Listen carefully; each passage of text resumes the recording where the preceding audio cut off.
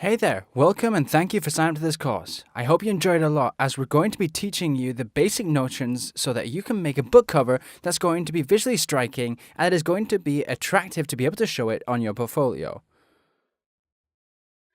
We're going to be trying to find the basic figures that we can interpret from the novel that we are asked to illustrate, and from there, we'll get that object that'll allow us to interiorize a lot more of the concepts of the novel. So we'll be able to create a kind of a metaphor that's going to be used visually and aesthetically and attract an objective or not crowd that couldn't even think that they would like a book just for its cover. So, we're going to go against that saying, that famous saying.